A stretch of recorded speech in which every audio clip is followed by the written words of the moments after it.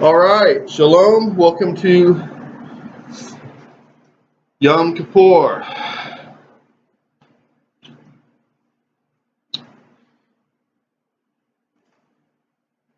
Yom Kippur is one of the most well-known as far as the name of the holy days of the Jewish faith. If you talk to someone who's not in our faith, but they've heard a little bit about it, they've usually heard of Passover and Yom Kippur.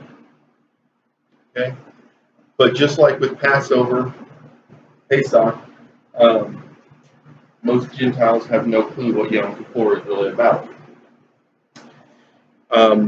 What I find is that even a lot of Messianics have a very shallow understanding of what this day is about. They say, well, this is the day where we all rest and the Orthodox fast, and we can fast if we want to, and that's pretty much it. And there's really so much more to this day. And so I want to take a few minutes. Not sure how many minutes it'll be, but we'll take some time. We're going to dig into the topic of Yom Kippur. We're going to start in Leviticus 23, and we're going to start in verse 26.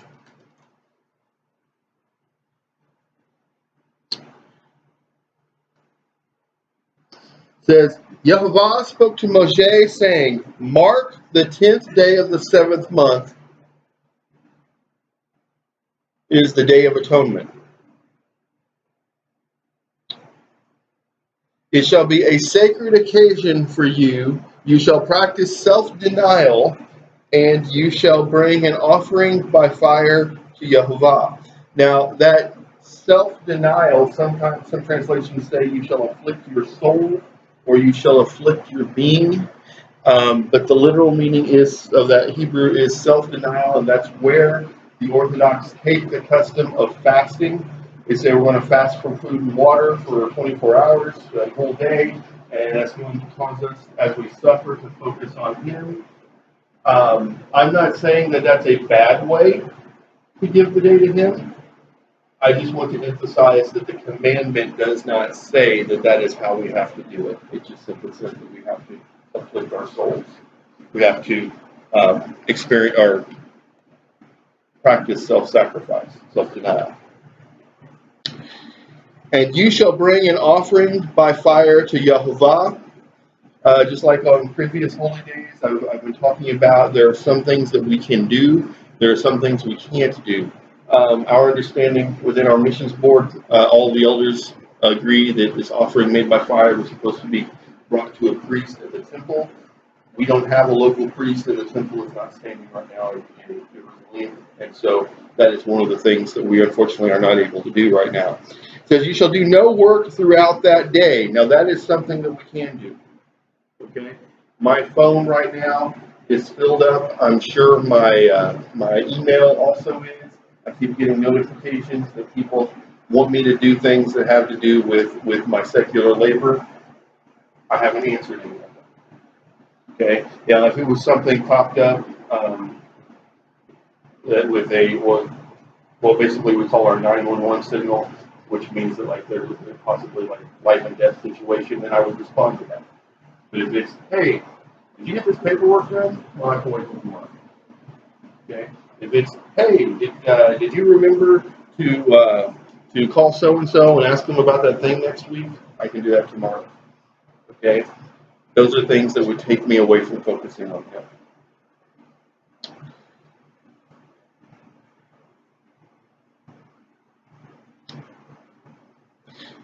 For it is a day of atonement, on which expiation is made on your behalf before Yehovah your Elohim. Indeed, any person who does not practice self-denial throughout that day shall be cut off from his kin.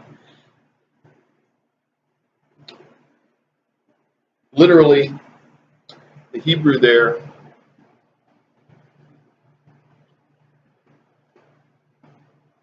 cut off from his people. The karath min'am literally means to be cut out from among the people. Okay. Now, a lot of times, because of the way this is typically translated, people say, well, whoever violates that will be put to death. Okay, there are some translations that try to allude to will drag you out and stone you to death. No, what it means is if you don't honor this day, then you're not a Jew. You're not counted among Israel. This is considered the holiest day of the entire holy day cycle, because it's the day that everything else points to, the atonement for our sins through the shedding of blood. Now, being Messianic, that means a whole lot more to us than it does to Jews who are not Messianic, people who haven't recognized him for who he is yet. And so some people make the argument, well, now we have Messiah, so we don't need to cling to those old holy days. And I say now that we have Messiah, these holy days should mean even more to us.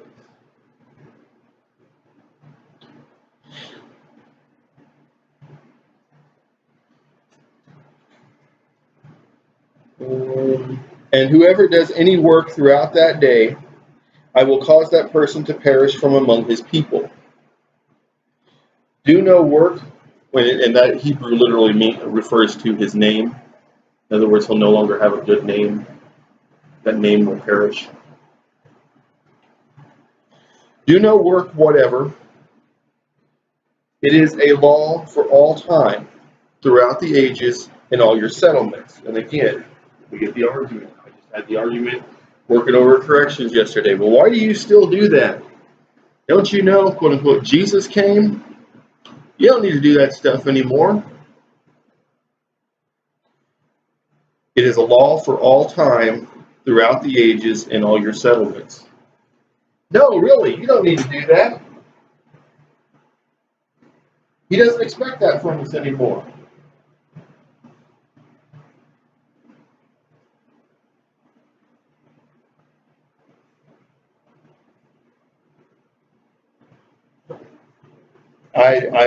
I can't make sense of that. I can't balance that with it as a law for all time, throughout the ages, in all your settlements. One has to be true and the other has to be a lie.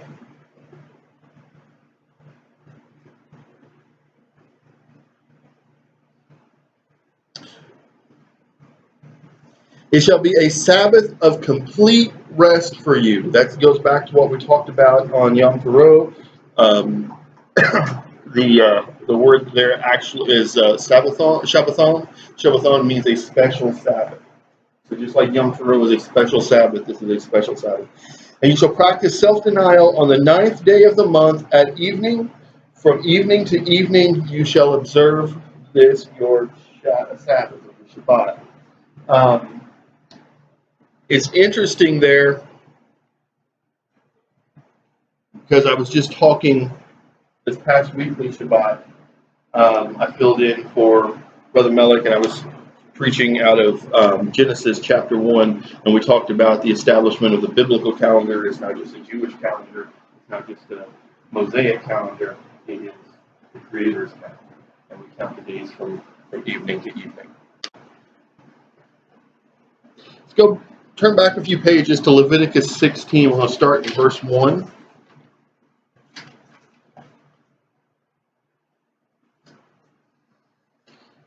Yehovah spoke to Moshe after the death of the two sons of Aaron, who died when they drew close to the presence of Yehovah. Yehovah said to Moshe, tell your brother Aaron that he is not to come at will into the shrine behind the curtain, in front of the cover that is upon the ark, lest he die. For I appear in the cloud over the cover. Thus only shall Aaron enter the shrine with a bull of the herd for a sin offering and a ram for a burnt offering. He shall be dressed in a sacral linen tunic with linen breeches next to his flesh, and be girt with a linen sash, and he shall wear a linen turban. They are sacral vestments. He shall bathe his body in water and then put them on. And from the Israelite community, He shall take 2 he-goats for a sin offering and a ram for a burnt offering. Aaron is to offer his own bull of sin offering to make expiation for himself and for his household. Aaron shall take the 2 he-goats and let them stand before Yehovah at the entrance of the tent of meeting, and he shall place lots on the 2 goats, one marked for Yehovah and the other marked for Azazel. Aaron shall bring forward the goat designated by the lot for Yehovah, which he is to offer as a sin offering, while the goat designated by lot for Azazel shall be left standing alive before Yehovah to make expiation with it and to send it off to the wilderness for Azazel.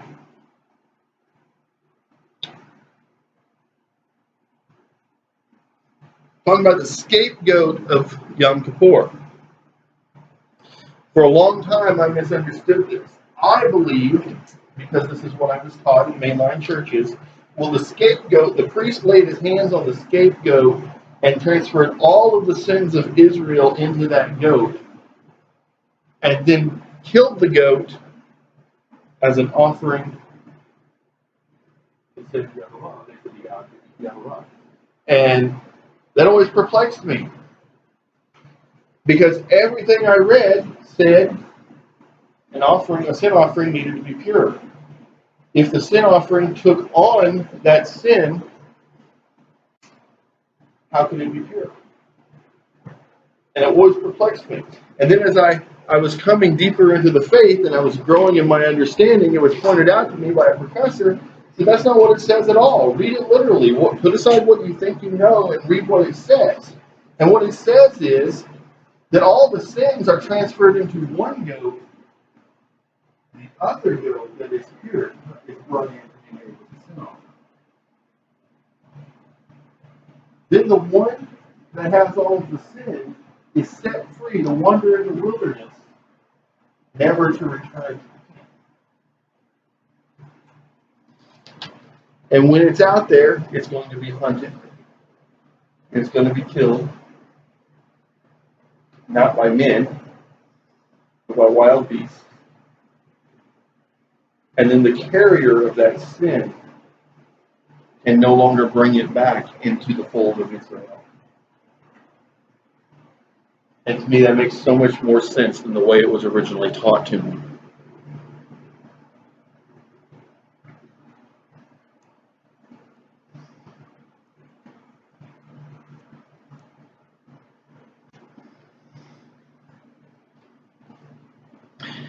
Aaron shall then offer his bull of sin offering to make expiation for himself and his household. He shall slaughter his bull of sin offering, and he shall make a panful of glowing coals scooped from the altar before Yehovah, and 2 handfuls of finely ground aromatic incense, and bring this behind the curtain. He shall put the incense on the fire before Yehovah, so that the cloud from the incense screens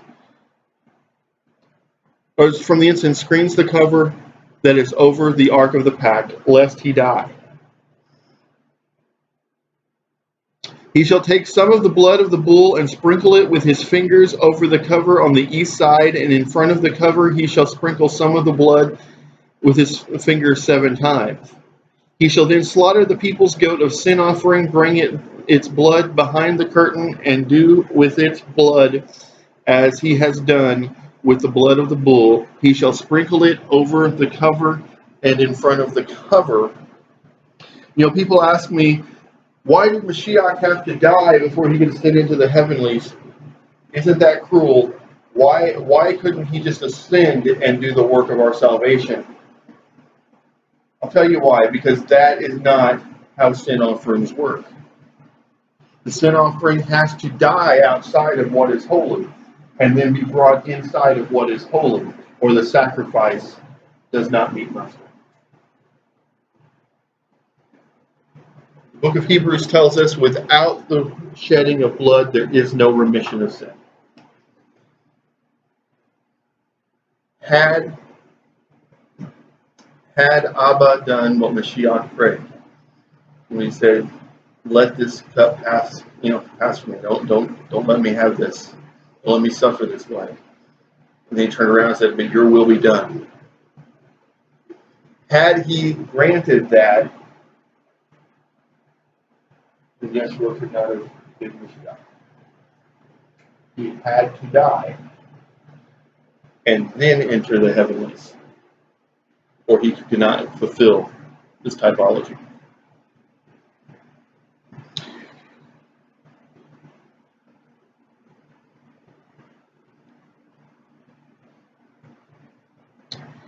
Thus he shall purge the shrine of the uncleanness and transgressions of the Yisraelim, whatever their sins, and he shall do the same for the tent of meeting, which abides with them in the midst of their uncleanness.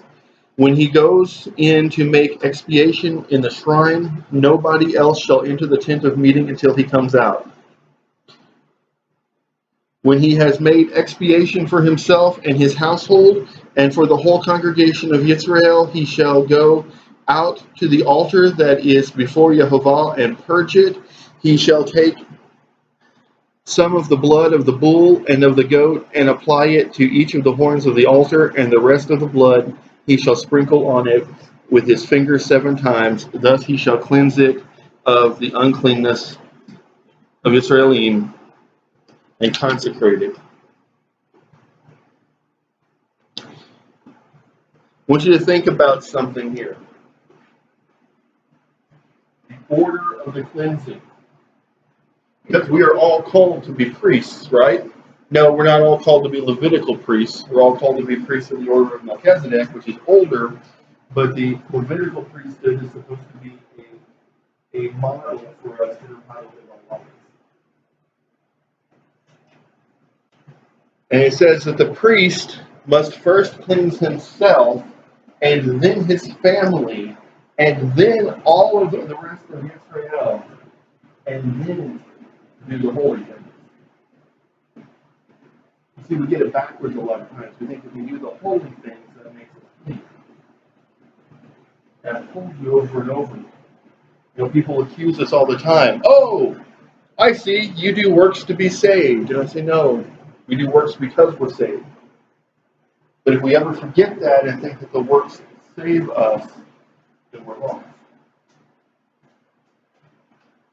Salvation comes through faith, and that faith manifests itself first in a personal change, and then a change in our households, and then a change in everyone with whom we interact. And then we can begin to move forward.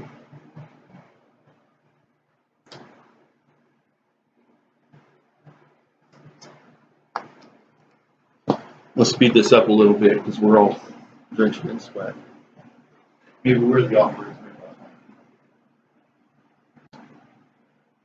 So the book of Hebrews, I already told you, says that without the shedding of blood there is no remission, but it also tells us that there is a right definition of faith and a right definition of grace. And as much as people get hung up on what I just said about, if you have faith, there's going to be manifestation of works. Abba Abraham showed his faith for 13 years before he was given the first sign of the covenant, before he was shown circumcision. For 13 years, he walked side by side with Yehovah, and he learned from him, and he had his life enriched, and he was blessed, and everyone knew who his creator was, and who he served. And then he says, now I'm going to give you a sign. I'm going to give you a holy thing to do.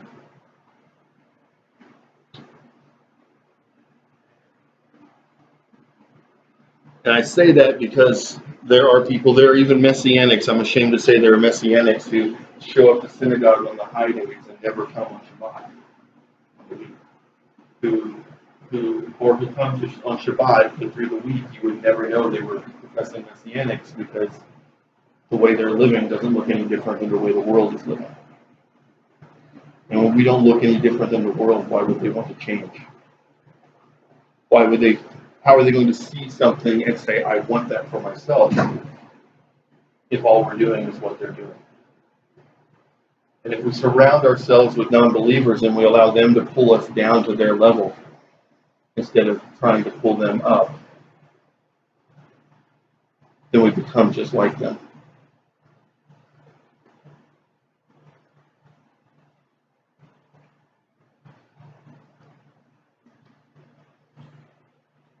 Matthew 18:35, the Pharisees come and they challenge Mashiach, why are you doing this and why are you doing that? Yada, yada. And he comes back to them with a challenge. He says, go learn what this means. He says, I desire mercy and not sacrifice.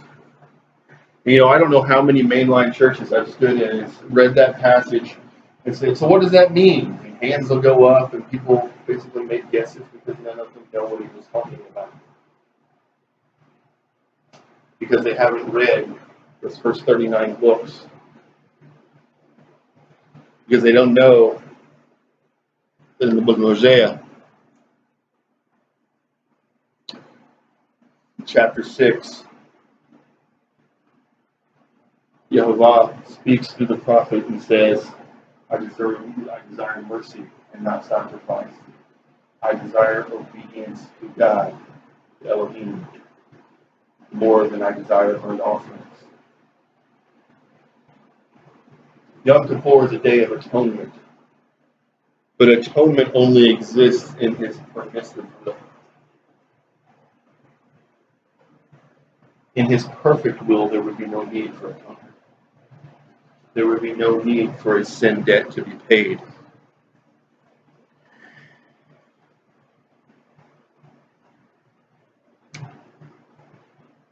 There would be no need for Mashiach to die on the stake and bleed for us. But you know what he did? You read the Gospel of John, up in the 20th chapter.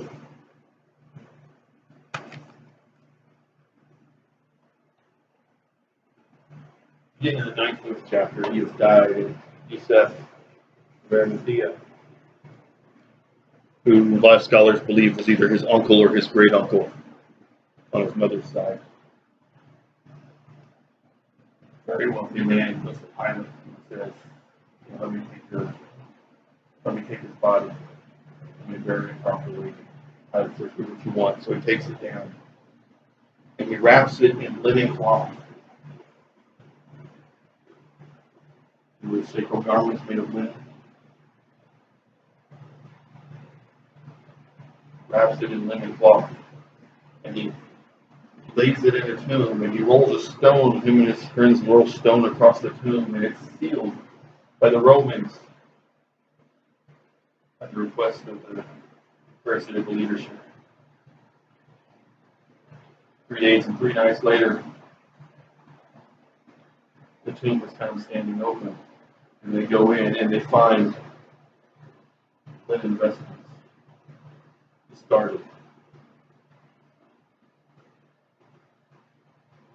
And they find the head covering that they had put over him, folded and left in a separate place, a sign that he was coming back.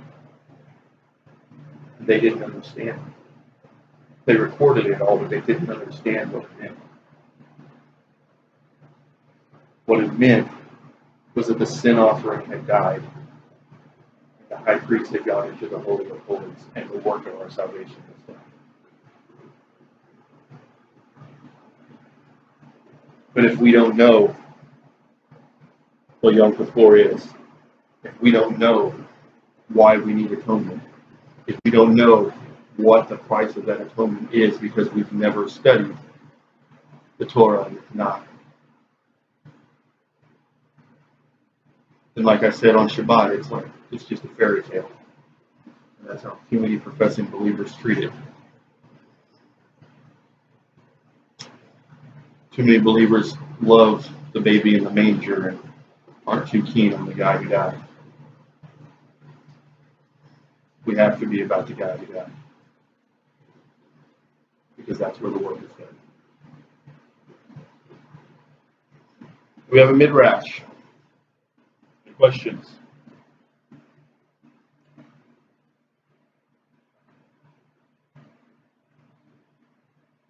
No?